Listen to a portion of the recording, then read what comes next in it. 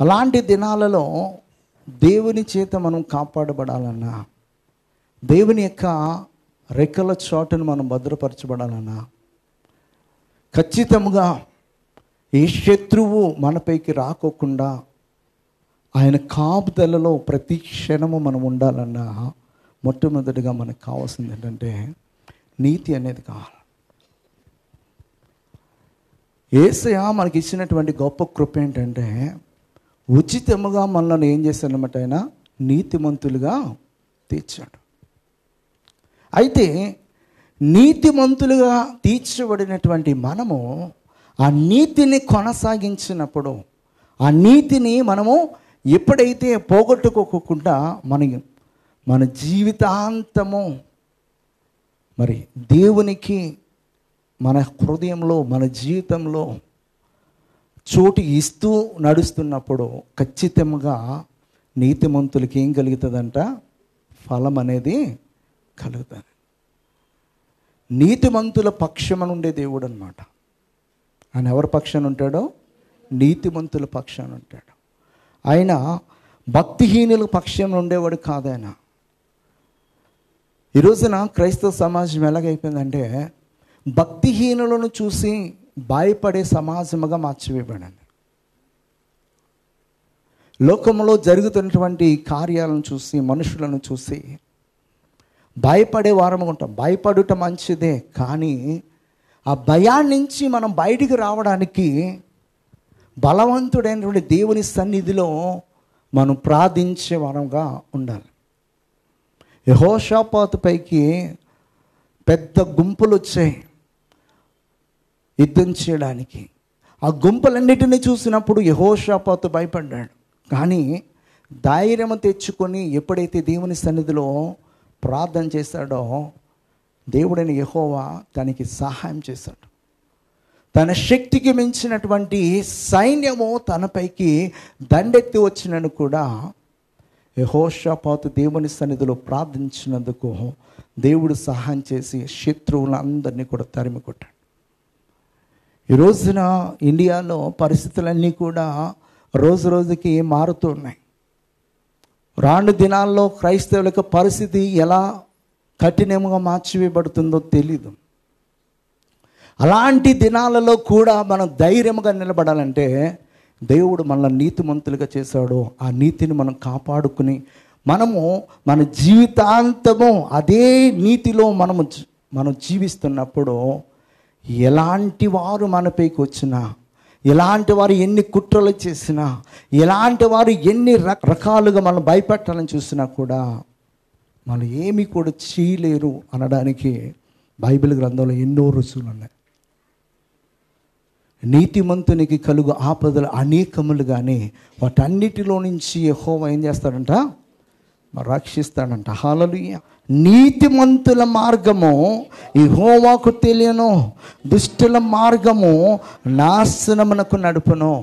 నీతిమంతుల మార్గం అంటే ఎవరికి తెలుసు అంట, యెహోవాకు తెలుసు, దేవుడికి తెలుసు.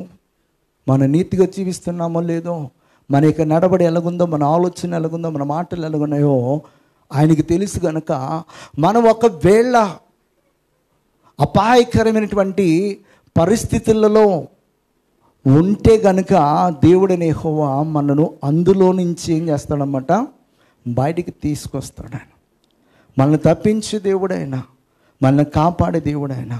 ఇక ఉదయకాల సమయంలో మనం ఖచ్చితంగా దేవుని యొద్ద నుంచి ఫలాన్ని పొందుకోవాలంటే మనకు మొట్టమొదటిగా ఉండాల్సినటువంటి క్వాలిటీ ఏంటంటే నీతి అనేది లేకోకుండా మనము దేవుని యొద్ద నుంచి ఏ ఆశీర్వాదాన్ని పొందుకోలేము. పేతురు రాసిన పత్రిక 3వ అధ్యాయము 12వ వచనం చెప్తాడు, ప్రభు కన్నులు నీతిమంతుల మీదను ఆయన చెవులు వారి ప్రార్థన వైపునను ఉన్నవి, కానీ ప్రభు ముఖము కీడిచే వారికి విరోధముగా ఉన్నదంట. ప్రభు కన్నులు ఎవరి మీద ఉన్నాయి, నీతిమంతుల మీద. ఆయన చెవులు ఎవరి ప్రార్థన మీద ఉన్నాయంటే మరి ఎవరైతే నీతిమంతులుగా ఉండి ప్రార్థన చేస్తున్నారో వారి ప్రార్థనలను దేవుడు ఏం చేస్తాడనమాట, ఆలకిస్తాడు. ఆయన మనం ఏమనుకుంటామంటే అదే కీర్తనకారుడు ఓ చోటు చెప్తాడు, ప్రార్థన ఆలకించువాడా సర్వ శరీరుని యొద్దకు వచ్చేదనని. అయితే ప్రార్థన ఆలకించువాడు కదా, మనం వెళ్ళి ప్రార్థన చేస్తే ఆలకిస్తాడు అని చెప్పేసి ప్రభు సన్నిధానంకి వచ్చి ప్రార్థన చేస్తాము. కానీ మన ప్రార్థనకు దేవుని యొద్ద నుంచి సమాధానం రానప్పుడు చాలా నిరుత్సాహపడతాం. అయితే దేవుడు ఎందుకు ప్రార్థన ఆలకించట్లేదు అనే విషయాన్ని మనం గ్రహించాలి. నీ హృదయములో పాపమును లక్ష్య పెట్టిన ఎడల దేవుడు నీ మనవి వినకపోవును. దేవుని యొక్క వాక్యం చెప్తుంది చాలా స్పష్టంగా. దేవుడు మన ప్రార్థన ఆలకించాలంటే మన హృదయంలో ఏమి ఉండకూడదు అనమాట, దేవునికి విరుద్ధమైన ఉండకూడదు. దేవుడు మన నీతిమంతులుగా చేశాడు. నీతిమంతులుగా చేసిన తర్వాత అవినీతి వైపు, ఇంకా అంధకార సంబంధమైన వాటి వైపు, ఇంకా శరీర సంబంధమైన వాటి వైపు, ఇంకా లోకానుసారమైన వాటి వైపు నువ్వు పరిగెత్తి దేవుని విడిచిపెట్టి నీకు దుర్దశ కలిగినప్పుడు దేవుని సన్నిధానానికి వచ్చి కన్నీరు కాచి రోదన చేసి ప్రార్థన చేసేవాడిగా కాదు. కానీ దేవుడు నిన్ను నన్ను నీతిమంతులుగా చేసిన తర్వాత మనం ఇంకను పాపముతో సంబంధం అనేది కొనసాగించుకోకుండా ఆ నీతిమంతుడైనటువంటి యేసుతో మనం నడిచే వరముగా ఉండాలి. హల్లెలూయా, హల్లెలూయా. యోహాను భక్తుడు అంటాడు 9:31, దేవుడు పాపుల మనవిని ఆలకింపడని ఎరుగుదము. ఎవడైనను దేవాభక్తుడై ఉండి ఆయన చిత్తము చొప్పున జరిగించిన ఎడల ఆయన వాని మనవి ఆలకించును. హల్లెలూయా. దేవుడంట ఎవరి మనవి ఆలకించడంట? ఎవరి మనవి? పాపుల మనవి ఆయన ఆలకింపడని ఎరుగుదము. దేవుని సన్నిధానంకి వచ్చినప్పుడు మన హృదయంలో మన మనస్సులో ఆ పాపాన్ని అలాగే ఉంచుకొని దేవుని సన్నిధిలో ఎంత కన్నీరు కాచినా కూడా దేవుడు మన మనవి ఆలకించును. ఆయన మనం మొరపెడుతూ ఉంటే ఇష్టం లేని మనుషుల యొద్దకు వెళ్ళి మనం మాట్లాడుతున్నప్పుడు మన ముఖం వెంక చూస్తారా? వాళ్ళు చూస్తారా? అదే ఇష్టం ఉన్న వాళ్ళైతే మనం ఏడుస్తూ ఉంటే దగ్గరికి వచ్చి మనల్ని హత్తుకొని మన కన్నీరు తుడిచి మనల్ని ఓదారుస్తారు. ఇష్టం లేకపోతే ఎంత ఏడువో ఎంత కన్నీరు కార్చు, ఆ కన్నీరంతా కూడా ఎలాగవుతుంది అనమాట? వృధా అనమాట. బూడిదలో పోసినటువంటి పన్నీరులా ఉంటుంది అనమాట. జ్ఞాని అటువంటి సొలొమోన్ అంటాడు ఈ మాట. ప్రోవెర్బ్స్లో చూస్తే చాప్టర్ 1లో 5వ వచనం చెప్తాను, చదవండి ఒకసారి. నేను చెప్పిన బోధ ఏమియో మీరు వెనక త్రోసివేసితిరి, నేను గద్దింపగా లోబడకపోతిరి. కాబట్టి మీకు అపాయం కలిగినప్పుడు నేను నవ్వేదను, మీకు భయం వచ్చినప్పుడు నేను అపహాస్యం చేసేదను. భయం మీ మీదికి తుఫాను వలె వచ్చినప్పుడు, సుడిగాలు వచ్చినట్లు మీకు అపాయం కలిగినప్పుడు, మీకు కష్టమును దుఃఖమును ప్రాప్తించినప్పుడు నేను అపహాస్యము చేసేదను. అప్పుడు వారు నన్ను గుచ్చి మర్రపెట్టెదురు కానీ నేను ప్రత్యుత్తరం మీకుందును. నన్ను శ్రద్ధగా వెతుకుదురు కానీ నేను వారికి కనబడగలను. శ్రద్ధగా వెతుకుతారంట. చాలామంది దేవుని సన్నిధికి ఎప్పుడు శ్రద్ధ కలిగి వస్తారంటే కష్టాలు, బాధలు, నిందలు, అవమానాలు చుట్టుముట్టేసినప్పుడు అందులో నుంచి ఇక ఏ మనుషుడు కూడా బయటికి తీసుకురాలేడు అని ఎప్పుడైతే వారికి అనిపిస్తుందో ఇక దేవుడే చేయాలి. హాస్పిటల్లో డాక్టర్స్ కూడా కొన్ని సందర్భాల్లో అమ్మ మా చేతుల్లో ఏం లేదమ్మా, ఇంకేం చేస్తే ఎవరు చేయాలి? దేవుడే చేయాలి. అప్పుడు ఆ సందర్భంలో మనకు గుర్తొస్తారు ఎవరో బాగా ప్రార్థన చేసేవాళ్ళు, మన తరపున విజ్ఞాపన చేసేవాళ్ళు. వాళ్ళకి ఒక్కొక్కరికి ఫోన్లు చేసి మెసేజ్లు పెట్టి అమ్మా ఇదిగో పరిస్థితి ఇది అని చెప్పేసి ఏడుస్తూ కన్నీరు కారుస్తూ ప్రార్థన చేయండి. అప్పుడు ఎక్కడ లేని భక్తి వస్తుంది, ఎక్కడ లేని శ్రద్ధ వస్తుంది. వెతుకుతాం. దేవుడైన యెహోవా అంటున్నాడంటే యెహోవా దొరుకు కాలమున ఆయనను వెతకండి, వేడుకొనండి. ఆయన దొరికే కాలంలో మనం బిజీ అయిపోతాం. లోకానుసారమైనటువంటి సంతోషంలో గడిపేస్తూ ఆ సంతోష దినాలన్నీ ఎప్పుడు సమాప్తం అవుతాయంటే దేవుడు కన్నెర్ర చేసినప్పుడు సమాప్తమైపోతాయి. అప్పుడు దుఃఖమో, ఆయాసమో, బాధలో, నిందలో అన్నీ కూడా చుట్టుముట్టేసినప్పుడు అప్పుడు దేవుని వైపు చూస్తాం. దేవుని వైపు చూసి దేవుని బ్రతిమాలుకుంటాం. కానీ అంతకుముందు దేవుడు మనల్ని ఎన్నిసార్లు గద్దించుంటాడో, ఎన్నిసార్లు మనకి హెచ్చరిక చేసి ఉంటాడో, ఎన్నిసార్లు మనం బుజ్జగించి ఆయన వైపు త్రిప్పుకోవడానికి ఎన్ని సందర్భాలలో దేవుడు తన యొక్క సేవకుని ద్వారా మనతో మాట్లాడి ఉంటాడో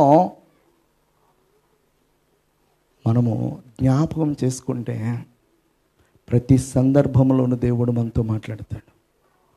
ఎవరిని కూడా ఆయన విడిచిపెట్టే దేవుడు కాదు. ఆయన ఈ లోకానికి ఆయన ఎందుకు వచ్చాడంటే అందరినీ, ఈ లోకంలో ఉన్నటువంటి ప్రతి ఒక్క మానవుణ్ణి తన హక్కును చేర్చుకోవడానికి, తన వలె మార్చుకోవడానికి, తన సన్నిధిలో నిత్యము తనతో ఉంచుకోవడానికి ఈ లోకానికి వచ్చినటువంటి గొప్ప దేవుడు ఆయన. మరి అలాంటి దేవుడు మనతో మాట్లాడుతున్నప్పుడు మనం నిర్లక్ష్యంగా ఉండి, మనకి శ్రమ కలిగినప్పుడు, మనకి ఇబ్బంది కలిగినప్పుడు, మనకి అపాయకరమైనటువంటి మరి పరిస్థితులు ఉన్నప్పుడు, దేవా నువ్వే నన్ను ఆదుకోవాలంటే దేవుడు ఒకేసారి మనపై ఎలా జాలి చూపిస్తాడు. మన ఇంట్లో వాళ్ళపైనే మనము 10 సార్లు మన మాట వినకపోతే 11వ వాడికైనా దెబ్బ తగిలితే బాధపడతామా? ఏమంటాం? నా మాట వినలేదు కదా, నీకు జరగాల్సిందే అనలేదు ఎవరన్నా అంటారు. ఆ తర్వాత మరలా వాడికి బుద్ధి వచ్చి బాధపడుతున్నప్పుడు అప్పుడు ఓదారుస్తాం అన్నమాట. సేమ్ మనకులాగని దేవుడు కూడా చేస్తాడు. కానీ అప్పుడు మనకు ఆ నొప్పి తట్టుకోలేనటువంటి స్థితిలో ఉంటుందన్నమాట. హల్లెలూయా.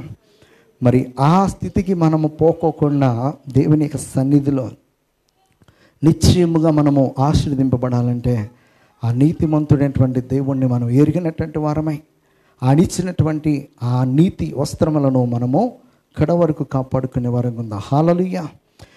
కీర్తనకారుడు 14వ అధ్యాయము 5వ వచనం చెప్తాడు, ఎందుకనగా దేవుడు నీతిమంతుల సంతానము పక్షమున ఉన్నాడు. చాలమ్మా. ఎవరి పక్షాన ఉంటున్నాడు ఆయన? నీతిమంతుల సంతానం పక్షమున కూడా ఉంటాడు ఆయన. ఆయన మర్చిపోయే దేవుడు కాదనమాట. అబ్రహాము విశ్వాసంతో మరి దేవునికి సన్నిధిలో నిందారహితుడిగా నీతిమంతుడిగా ఉన్నప్పుడు అబ్రహాముతో దేవుడు చెప్తున్నటువంటి మాట, నా మాట విని నా యందు విశ్వాసం ఉంచి నేను చెప్పినటువంటి ప్రాంతానికి నువ్వు వెళుతున్నావు కనుక నిన్ను, నీ యొక్క సంతతిని ఎన్ని తరముల వరకు నేను జ్ఞాపకం ఉంచుకుంటానని చెప్పాడంటే 1000 తరముల వరకు. ఎన్ని తరముల వరకు? 1000 తరముల వరకు. ఈ రోజున ఇశ్రాయేలీయులు ఇంకా భూమి మీద ఉన్నారంటే, యూదులు ఇంకనూ భూమి మీద ఉన్నారంటే, ఆ 12 ట్రైబ్స్లో ఉన్నటువంటి జనాంగాలు ఇంకనూ ఉన్నారంటే దేవుడు ఎవరికి వాగ్దానం చేస్తాడనమాట? అబ్రహాముకు వాగ్దానం చేస్తాడు. ఖచ్చితంగా మనము ఆశీర్వదింపబడాలి. ఖచ్చితంగా దేవుని యొక్క రెక్కల చాటును మనం భద్రపరచబడాలి. ఖచ్చితంగా ఏ కీడు మనకి రాకోకుండా ఉండాలి అంటే మనం ఖచ్చితంగా ఎలా ఉండాలన్నమాట? నీతిమంతులుగా ఉండాలి. హల్లెలూయా. హల్లెలూయా. ఐజియా చాప్టర్ 41:10 చెప్తాడు, నీవు నా దాసుడవనియు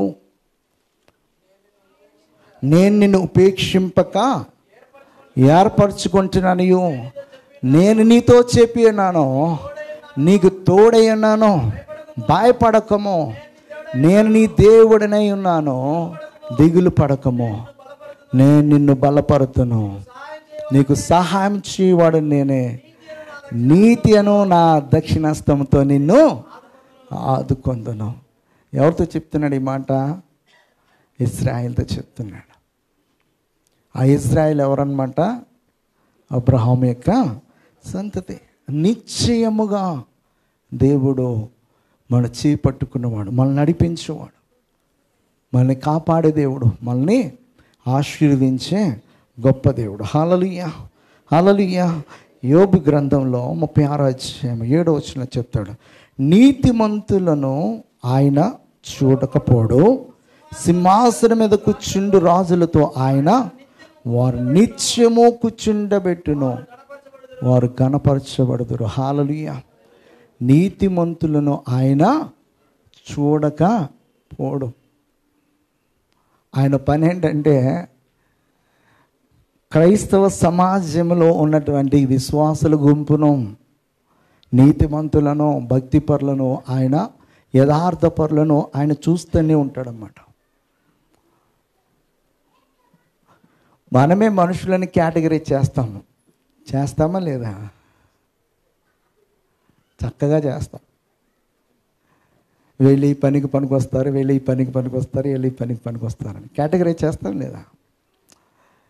మరి దేవుడు కూడా అలాగే కేటగిరీ చేస్తాడు. మనం ఒక్కొక్కరిని ఒక్కొక్క పని కోసం అని ఎన్నుకుంటాడు, ఆ పని అప్పగిస్తాడు. ఆ పనిలో నమ్మకంగా ఉంటే ఇంకో పనిని అప్పగిస్తాడు ఆయన. అలా దేవుడిని యెహోవా ఏం చేస్తాడంటే చూస్తాడు. ఆయన ఆకాశమందు ఆసీనుడై ఆయన ప్రతి వానిని చూచుచున్నాడంట. నరుని హృదయం అయితే మరీ తేటగా ఆయన చూస్తున్నాడని చెప్పేసి దేనికి వాక్యం చెప్తాను. ఇక ఉదయకాల సమయంలో మనము తెలుసుకోవాల్సినటువంటి ముఖ్య విషయం ఏంటంటే నిశ్చయముగా దేవుని యొద్ద నుంచి నాకు మంచి ఫలం రావాలంటే నేను నీతిమంతుడిగా తీర్చబడాలి. ఆ నీతిని నేను కడవరకు కాపాడుకోవాలి అని మరి వాక్యాన్ని మనం జ్ఞాపం చేసుకుని మనము నిత్యము నీతిగా జీవించే వారముగా ఉందాం. ఆదికాండము 18 చెప్తాడు, అబ్రహాము నిశ్చయముగా బలము గల గొప్ప జనమగును, అతని మూలముగా భూమిలోని సమస్త జనములను ఆశీర్వదింపబడును. అతని మూలముగా, అబ్రహాము మూలముగా భూమిలోని సమస్త జనులందరూ కూడా ఖచ్చితంగా నిశ్చయముగా అని చెప్తున్నాడు. నిశ్చయముగా అబ్రహాము గొప్ప జనమవుతుందని చెప్తున్నాడు. ఎందుకు గొప్ప జనమైందంటే అబ్రహాము దేవుని చూడలే, దేవుని పేరు తెలీదు, దేవుడు ఎక్కడికి వెళ్ళమంటున్నాడో తెలీదు. కానీ ఆ స్వరం విన్నప్పుడు దేవుని యొక్క మాటను నమ్మి విశ్వసించి ఆ మాట ప్రకారం చేయడానికి సిద్ధపడి బయలుదేరి వెళ్ళినటువంటి వ్యక్తి. అలా సిద్ధపడి విశ్వాసంతో వెళ్ళాడు కనుక దేవుడు కూడా చెప్తున్నాడు ఏమనంటే నిశ్చయముగా, ఖచ్చితముగా అబ్రహాము ఏమవుతాడంట? బలము గల గొప్ప జనముగా. ఈరోజు నీ పరిస్థితిని చూడదు, నీ ఒంటరి వాడిని అని చెప్పేసాను. నీ విశ్వాసం నేనేం చేస్తుందంటే గొప్ప బలము గల జనముగా చేస్తాను. మీలో ఒంటరి అయిన వాడు 1000 మందితో సమానమని చెప్తాడు దేవుడు. ఎందుకు చెప్తున్నాడు? ఈరోజు నేను ఒంటరిని, నన్ను ఆదుకునేవారు లేరే, నాకు సహాయం చేసేవారు లేరే, నాతో ప్రేమగా మాట్లాడేవారు లేరే అని చెప్పేసి నువ్వు అనుకోవద్దు. నీవు ఏ దేవుని ఎందైతే విశ్వాసం ఉంచుతావో, ఏ దేవునితో నువ్వు మంచి రిలేషన్షిప్ మెయింటైన్ చేస్తావో ఆ దేవుడు అనేకులను నీకేం చేస్తాడనమాట, మరి బంధువులుగా చేరుస్తాడు, ఫ్రెండ్స్గా చేరుస్తాడు. ఎన్నో రకాలుగా ఆయన ఏం చేస్తాడంటే మన ఆదుకోవడానికి, మన హృదయ స్థితిని ఎరిగినటువంటి వాడే మనము మరి ఏది పొందుకుంటే సంతోషిస్తామో చాలా చక్కగా ఎరిగినటువంటి దేవుడు కనుక దానిని మనకి ఇస్తాడు. అబ్రహాము ఒంటరివాడిగా తన యొక్క బంధు జనాంగాన్ని, తన యొక్క తల్లిదండ్రులను, రక్త బంధుమిత్రాలను విడిచిపెట్టి వెళితే, దేవుని మాట విని వెళితే దేవుడు గొప్ప జన్మగా చేశాడు. ఈ రోజున భూమిపై ఉన్న ప్రతి మానవుడు కూడా అబ్రహాము సంతానమే. ఈరోజు తెలుసుకోవాలి. కానీ హిందువులైనా, ముస్లింలైనా, క్రిస్టియన్స్ అయినా అందరూ కూడా అబ్రహాం యొక్క సంతానమే. అబ్రహాము బలము గల జనం అవడానికి దేవుని యందు ఏమించాడనమాట? విశ్వాసం ఉంచాడు. హెబ్రీయులకు రాసిన పత్రిక 6వ అధ్యాయము 13-14 చదువుకుందాం. దేవుడు అబ్రహామునకు వాగ్దానము చేసినప్పుడు తనకంటే ఏ గొప్పవాని తోడు అని ప్రమాణం చేయలేకపోయిన గనుక తన తోడని ప్రమాణం చేసి నిశ్చయముగా నేను నిన్ను ఆశీర్వదింతును, నిశ్చయముగా నిన్ను విస్తరింపచేతునని చెప్పాడు. నిశ్చయముగా దేవుడిని యెహోవా తనతోటి ప్రమాణం చేసుకున్నాడంట. ఎవరితోటి? తనతోటి. నా తోడయ్య అబ్రహాము, నేను నిన్ను ఖచ్చితంగా ఆశీర్వదిస్తాను. మనం ఎంతో భరోసా ఇచ్చినప్పుడే మన మీద ఒట్టు పెట్టుకుంటాం కదా. లేకపోతే నీ మీద ఒట్టురా అడు ఉంటే ఏంటి, పోతే ఏంటి కదా. మన భరోసా 50-50 ఉన్నప్పుడు నీ మీద ఒట్టుగా చేస్తాడంటాం. అదే 100% ఉన్నప్పుడు నా మీద ఒట్టురా, ఖచ్చితంగా చేస్తాను. దేవాతి దేవుడు అబ్రహాముతో ఇలాంటి ప్రామిసే చేశాడు. నా తోడయ్యా అబ్రహాము, ఖచ్చితంగా నిన్ను బలమైన జనాంగముగా చేస్తాను. వెళ్ళు, నువ్వు ఆరు బయటికి వెళ్ళు, ఆకాశ నక్షత్రములను నువ్వు లెక్కించు, ఎన్నిటిని లెక్కించగలవో. సముద్రం అడ్డుకు వెళ్ళు, ఇసుక రేణువులను లెక్కించు, వాటికంటే అధికముగా నీ జనాంగం ఉంటారని చెప్పేసి దేవుడు అబ్రహాముని దీవించాడు. ఎందుకు దీవించాడంటే అబ్రహాము దేవుణ్ణి నమ్మాడు, విశ్వాసంతో నడిచాడు. హెబ్రీయులకు రాసిన పత్రిక 11వ అధ్యాయంలో ఆ విశ్వాసుల జాబితాలో మనకి అబ్రహాము, షారా కనిపిస్తారు. నీవు విశ్వసిస్తే ఖచ్చితంగా ఆశీర్వాదాన్ని పొందుకుంటాం. విశ్వసించువాడంట కలవర పడడు. మనం విశ్వసించాలి. దేవుని మాటలు వింటున్నప్పుడు విశ్వసించాలి.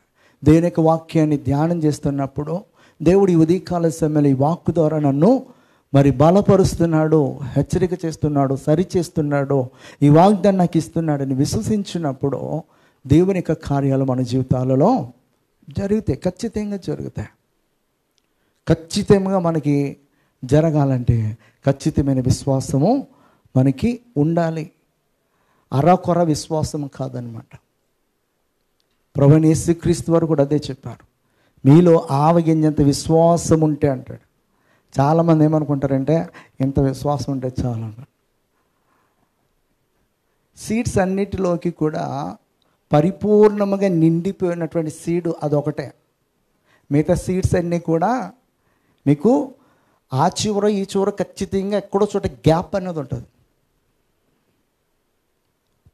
ప్రతి సీడ్ని ఎలాగోలాగా నువ్వు కొంచెం తొక్క తీయడానికి ప్రయత్నం చేయగలవు. ఆవగింజ తీస్తావా? ఆవగింజతో ఎందుకు పోల్చాడంటే మీ విశ్వాసము పరిపూర్ణమైనదిగా ఉండాలి. మీలో అపనమ్మిక అనేది ఉండకూడదు. మీ విశ్వాసం ఎప్పుడైతే పరిపూర్ణమైనదిగా ఉంటుందో మీరు అడిగిన వాటిని అన్నిటినీ కూడా మీరు పొందుకోగలరని చెప్పేసి దేవుడు చెప్తున్నాడు. పరిపూర్ణముగా అబ్రహాము దేవుణ్ణి నమ్మాడు కనుకనే దేవుడు ఖచ్చితమైనటువంటి ఆశీర్వాదాన్ని అబ్రహాముకి ఇవ్వటం జరిగింది. హల్లెలూయా. 32వ దావీదు కీర్తన 10వ వచనం చెప్తాడు, భక్తిహీనులకు అనేక వేదనలు కలుగుచున్నవి, యెహోవా యందు నమ్మికించు వానిని కృప ఆవరించుచున్నది. చాలు.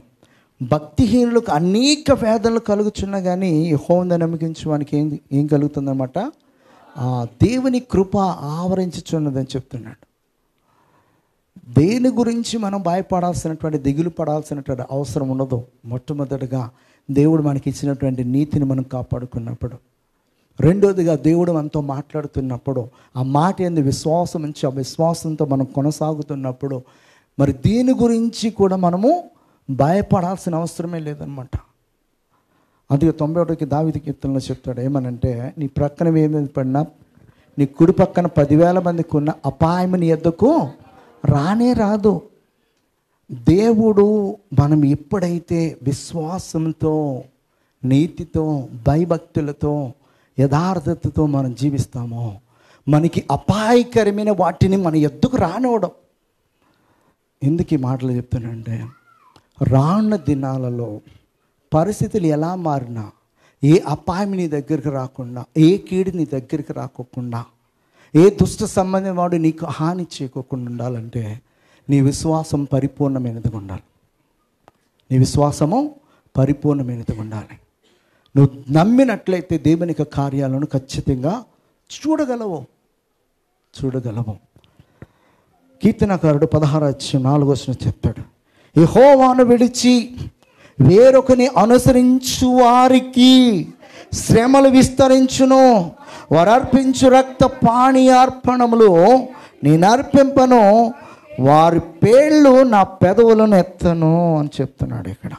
యెహోవాను విడిచి వేరొకని అనుసరించు వారికి శ్రమలు ఏమవుతాయంట? విస్తరిస్తాయంట.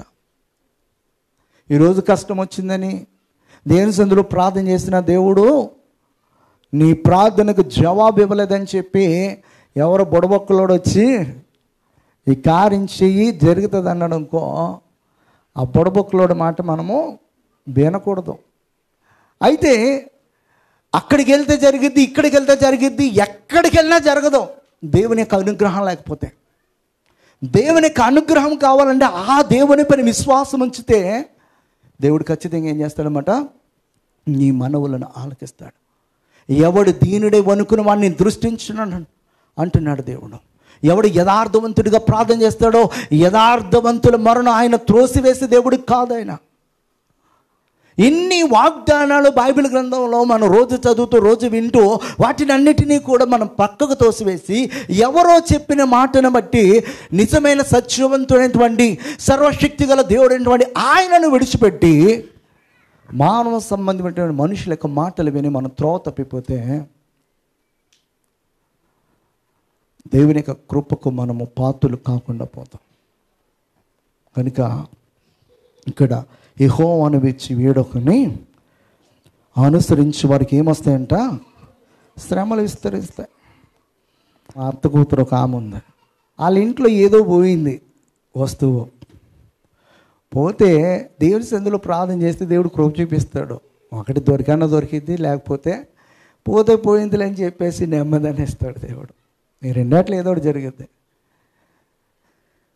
వీళ్ళకి ఒక అలవాటు అనమాట. ఏమనంటే పలానా చోటకి వెళ్తే ఆ చేతిలో ఏది వేస్తాడో దొంగిలించినోడు కనపడతాడని. అంతే శక్తి ఉంటే, అంతే ఇదిగా వాళ్ళకి అన్నీ తెలిస్తే వాళ్ళ మూలన ఎందుకుంటారు? ఏ మూలన? మరుగైన స్థలాల్లో ఉంటారు వాళ్ళు. ఎక్కడ కూర్చుంటారు వాళ్ళు? ఎవడు దొంగ ఉన్నా పోలీసు వాళ్ళు ఎందుకు ఇంకా వీళ్ళ దగ్గరికి వెళ్ళిపోయి పలానా దొంగతనం జరిగింది, నువ్వు పసరేస్తావో ఏమేస్తావో ఏనాయన అని చెప్పేసి చేతి పట్టుకుంటే సరిపోయి. అంత సీన్ ఎవడికి లేదు. దేవుడు మనకి ఏ విషయాన్ని తెలియపరిస్తే ఖచ్చితంగా మనకి కళ ద్వారానో దర్శనం ద్వారానో మాట్లాడతాడు ఆయన. రీసెంట్గానే పాస్టర్ గారు సాక్ష్యం చెప్పింది. నాకు 3 సార్లు రిపీటెడ్గా అదే కళ వచ్చిందని. ఆమెకి కళ రాకపోనిపై నాకు దేవుడు చూపిస్తున్నాడు ఒక కళ. ఏంటంటే మా ఇంట్లో ఏదో ఒక ఫంక్షన్లో జరిగి భోజనాలు పెడతాను. నాకు అది వచ్చినప్పుడల్లా డౌట్ వస్తుంది అనమాట. ఇంతకుముందు అలా వచ్చినప్పుడు మా పెద్దనాన్నగారు చనిపోయారు. అలా కీడు జరిగింది అనమాట. ఇదేంట్రా ఈ టైంలో ఎవరికి పెళ్ళిళ్ళు అయ్యే వయసులు కాదు, ఫంక్షన్ అయ్యే సందర్భము ఒకటి కూడా లేదు అని చెప్పేసి నేను దేవుని సన్నిధిలో కన్నీరు కాచి ప్రార్థన చేశాను. కీడు నుంచి తప్పించు ప్రభువా అని. నిజంగా చెప్పాలంటే పాస్టర్ గారి పరిస్థితి చాలా క్రిటికల్. ఆమె తక్కువ దినాలు ఆ ఇన్ఫెక్షన్తో ఉండలే. చాలా దినాలు ఆ ట్యూబ్లో ఆ ప్రెగ్నెన్సీ ఆ యొక్క ఎప్పుడు లేనిది. ఇంతకుముందేమో ఒక శాక్ లాగా ఉండేది, అందులో హార్ట్ అనేది ఫామ్ అవ్వలేదు ఎప్పుడు కూడా, ఇంతవరకు కూడా. ఇన్ని సంవత్సరాలుగా మేము ఎప్పుడు ప్రెగ్నెన్సీ స్కాన్ చేసినా హార్ట్ బీట్ అనేది లేదు. కానీ ఈసారి చూడండి ఎంత ఇదిగా అపవాది కార్యాలు జరుగుతున్నాయి అక్కడ. ఆ ప్రెగ్నెన్సీ ఎక్కడొచ్చిందంటే ఆ ట్యూబ్లో వచ్చింది. కరెక్ట్గా ట్యూబ్లో నుంచి యూట్రస్లోనికి వచ్చే సమయానికి కరెక్ట్గా ఈమెకి ఇన్ఫెక్షన్ స్టార్ట్ అయింది.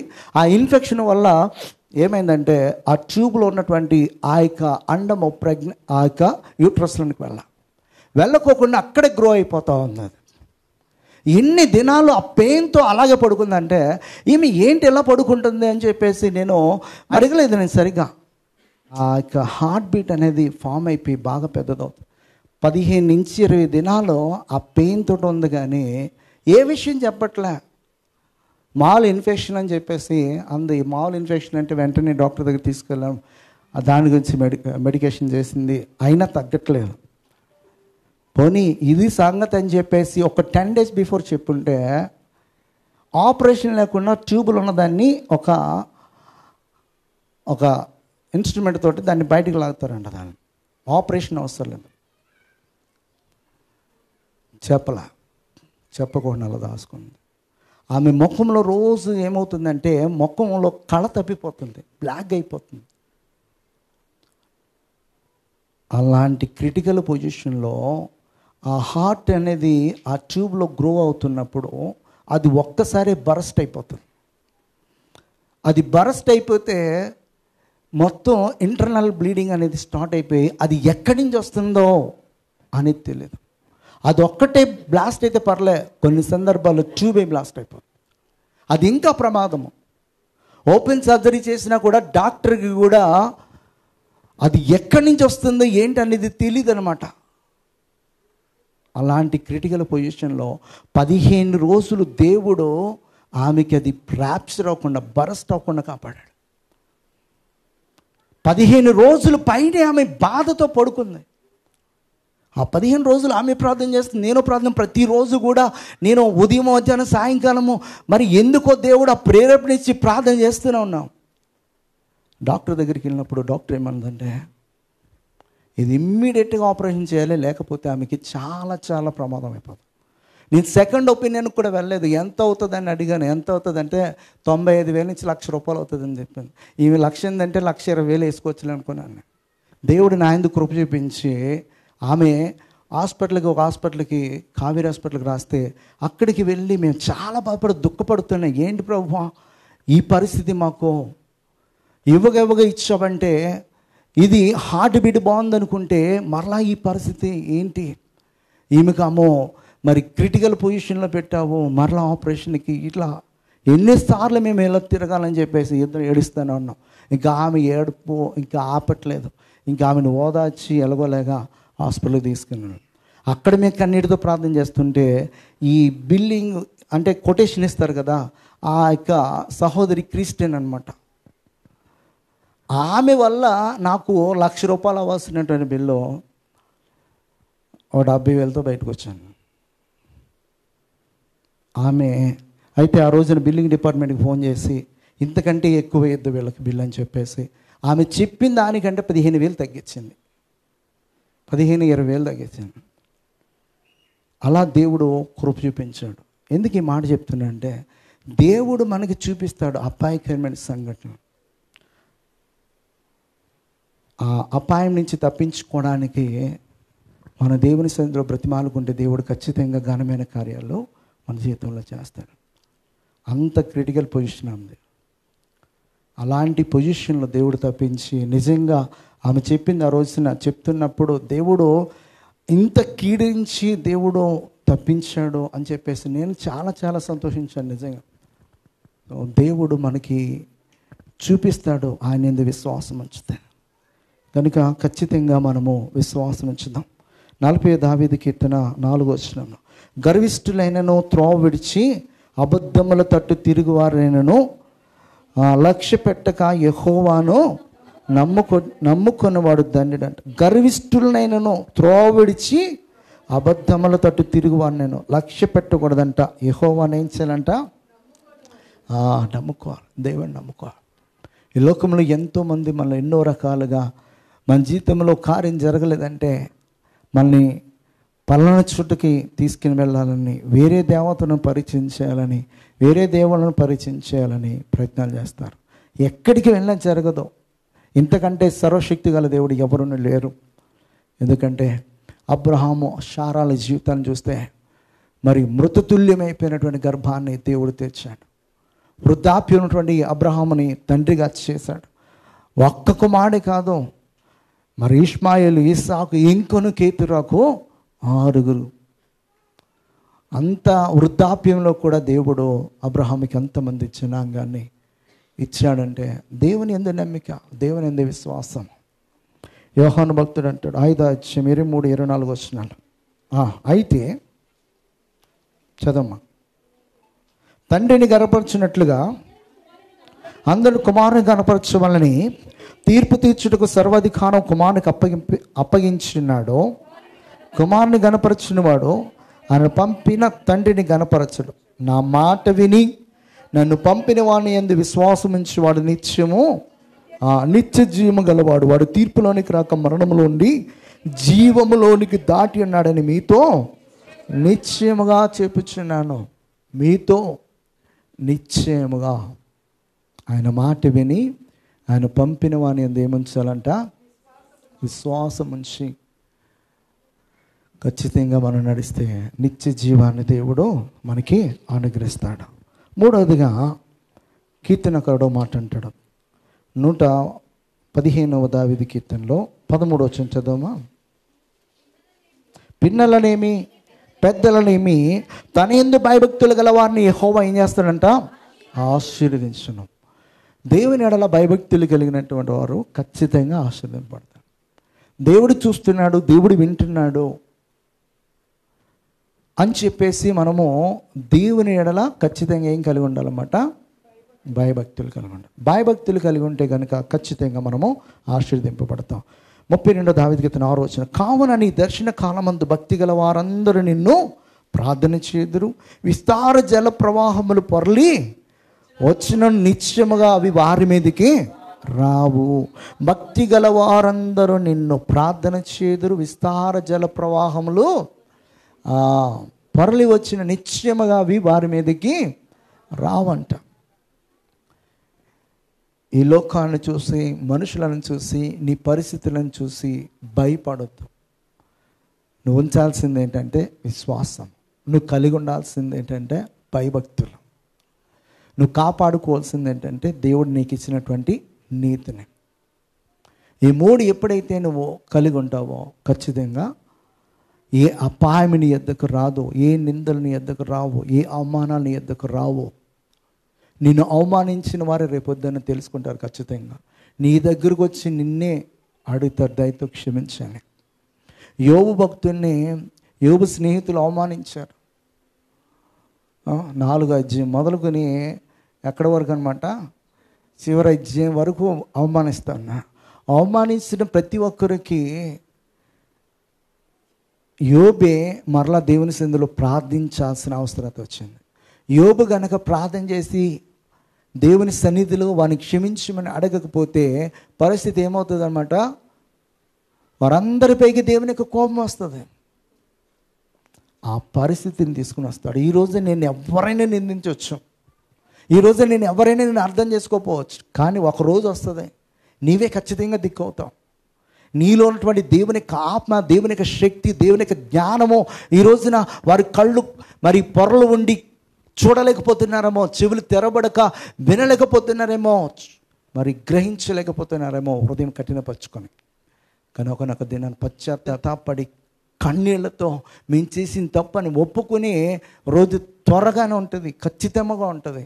ఎప్పుడంటే దేవుడు నీకు ఇచ్చిన నీతి నువ్వు కాపాడుకుంటున్నప్పుడు, భయభక్తులు కలిగి నువ్వు జీవిస్తున్నప్పుడు, ఎప్పుడైతే విశ్వాసంతో నువ్వు నడుస్తున్నావో దేవుడు ఖచ్చితంగా మనందరి జీవితాల్లో ఘనమైన కార్యాలు చేస్తాడు. అటువంటి కృప మనందరికీ అనుగ్రహించును గాక. ఆమేన్. ప్రార్థన చేసుకుందాం.